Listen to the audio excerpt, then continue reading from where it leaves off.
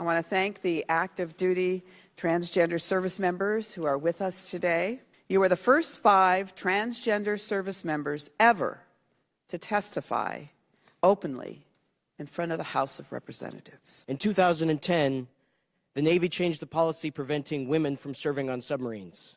And in 2011, Congress repealed Don't Ask, Don't Tell. This opened the opportunity for me to be selected as one of the first women to integrate submarines. And for the first time, I did not have to hide my sexual orientation. Each time a mission or capability irrelevant barrier was removed, I rose to the occasion. Has my transition made soldiers uncomfortable? Absolutely not.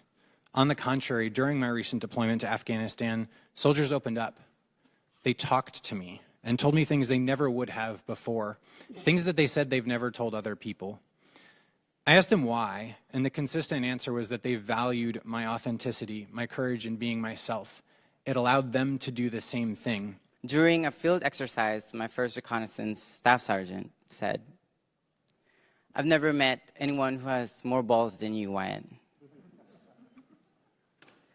I will deploy to the stands with you, and I trust you with my life." There were never any issues that arose due to being transgender, and between the time of the initial announcement of open service and then the tweets by the commander-in-chief, the fact that I was transgender never came up. It wasn't something that needed to be discussed, and it is only since this issue has arisen again that it has even been talked about in my unit.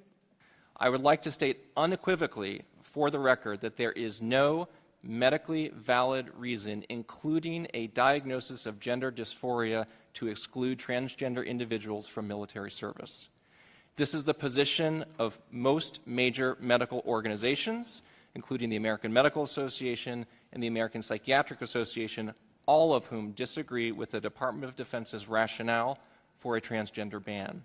My non-deployability time during my transition was at 7 weeks over the course of 3 years. And that only includes 3 medical procedures, none of which happened during a training event, one of which happened in between patrols and before our pre-deployment training time on the submarine.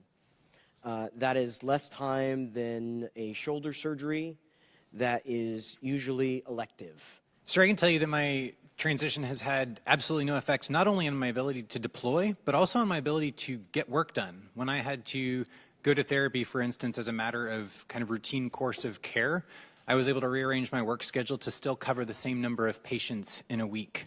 Basically, I was on light duty for 7 days, basically less than what you would get time off for an ankle sprain. And I had my orchiectomy. And pretty much I expect the same for everyone, service members, that it's mission first. Officers and non-commissioned officers in the military are regularly rated as some of the most respected professions in the United States. So now if transgender people can no longer join the military, if they can't be awarded meritorious service medals, Purple Hearts, if they can't deploy around the world, if they are told they are not good enough to serve the United States military, then now the entire United States sees trans people as somehow less. I've been told 3 times that something other than my capability to do the job was the reason I wasn't worthy of an opportunity. First, for my gender assigned at birth. Second, for my sexual orientation prior to transition. And third, for my gender identity.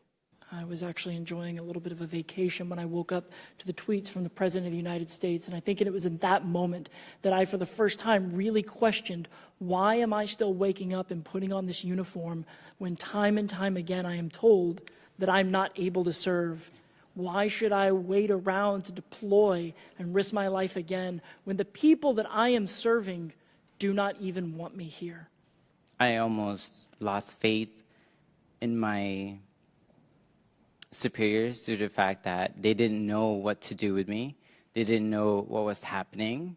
They didn't know what to follow. There was no orders up top. And regardless of the fact, I still did what I needed to do. Transgender people should be allowed to join the military. People who are in the military should be allowed to seek health care for whatever issues they might have, whether it's trans-related or not. And those of us who are serving openly should be allowed every professional opportunity that every other soldier is.